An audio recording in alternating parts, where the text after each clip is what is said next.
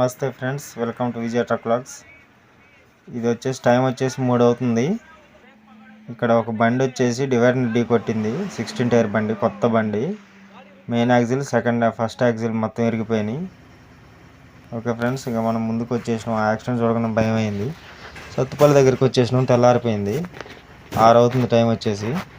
చూడండి, మొత్తం సింగరేణి కాలరీస్ అనమాట. అంటే కోల్ కాస్ట్ ఏరియా మొత్తం బొగ్గు గనులు ఉంటాయి అన్నమాట సత్తుపల్లిలో.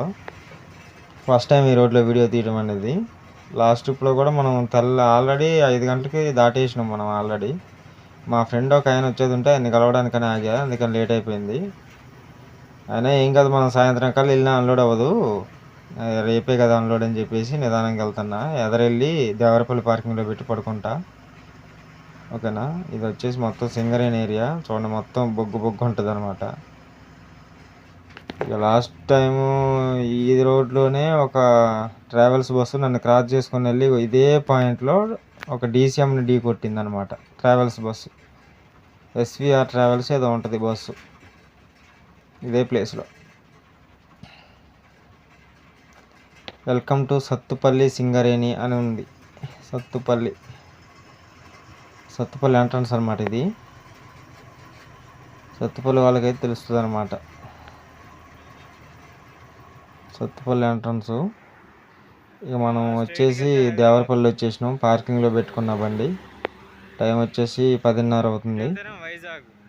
ఆల్రెడీ అశ్వరాపేటలో టిఫిన్ చేశాను అనమాట. ఇక మధ్యాహ్నం ఏదో ఒకటి తినాలి అని చెప్పేసి ఒక పెసరట్టు తిన్నా. పెసరట్టు తిని పడుకుందాం అని చెప్పేసి వెళ్తున్నా.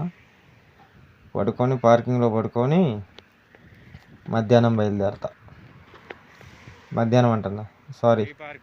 సాయంత్రం బయలుదేరతా. ఈవినింగ్ 6-7 అలా బయలుదేరతా అనమాట. పార్కింగ్ చూపిస్తా పదండి. అన్నీ ఉంటాయి అనమాట. ఇది గవర్నమెంట్ పార్కింగు. డ్రైవర్లు పడుకోవడానికి రెస్ట్ షెడ్ ఉంటుంది, బాత్రూమ్స్ అన్నీ ఉంటాయి. పోలీసు వాళ్ళు కూడా ఉంటారు, సేఫ్టీ అనమాట. నైట్ టైం అయితే అసలు ఈ పార్కింగ్ ఖాళీ ఉండదు. ట్రక్కర్స్ డార్మెటరీ ఇది పని చేయట్లేదు మరి ఎందుకు. అవతల ఇంకా ఇక్కడ 3 పార్కింగ్లు ఉంటాయి అన్నమాట మొత్తం. ఓకే ఫ్రెండ్స్, మనం వచ్చేసి ఇక వైజాగ్ బయలుదేరినాం కదా. ఇక ఎంట్రన్స్లో ఉన్నాం. మన అన్లోడింగ్ పాయింట్ వచ్చేసి గుర్రంపాలెం, గండిగొండం అంటారు అక్కడ, శ్రీకాకుళం రోడ్లో. ఈ ఫ్లైఓవర్ ఎక్కినాక అసలు ఈ ఫ్లైఓవర్ కాదు, ఎదురుంటుంది. ఇప్పుడు మనం వచ్చేసి కాసింకోట దాటినాం. లాస్ట్ టైం మనం పెయింట్ రోడ్కి వెళ్ళాం కదా, రైట్ సైడ్కి వెళ్ళాలి. ఇది వచ్చేసి ఇక చూడండి, అసలు వాన పడుతుంది. అసలు ఈ వానేమో చిన్న జల్లు వచ్చిపోతుంది, అర్థం కనబడట్లేదు. ఏదైనా బండి వస్తే చూడండి, పచ్చి రొయ్యల లోడు లారీ వెళ్తుంది, కంటైనర్ పచ్చి రొయ్యలు అనమాట. ఇది టైమింగ్ ఉంటుంది వాటికి, అందుకని అంత స్పీడ్కి వెళ్ళిపోతాయి.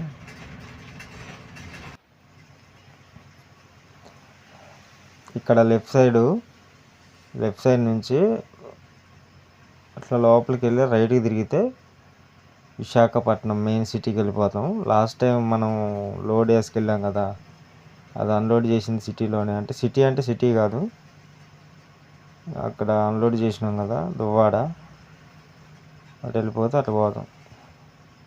మనం వచ్చేసి ఇక్కడ ఫ్లైఓవర్ ఎక్కినాం కదా. ఈ ఫ్లైఓవర్ ఎక్కితే అసలు ఇక మనకి యూటర్న్ అనేది తీసుకోవడానికి ఉండదు.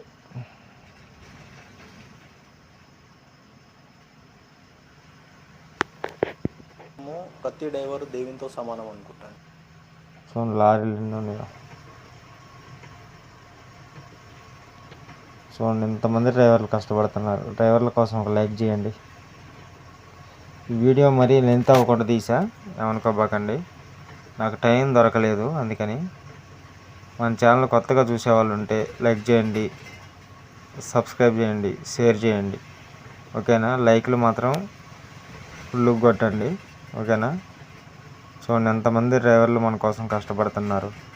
డ్రైవర్ల కోసమైనా ఒక లైక్ కొట్టండి. ఓకేనా. ఓకే ఫ్రెండ్స్, మరి ఉంటా మరి.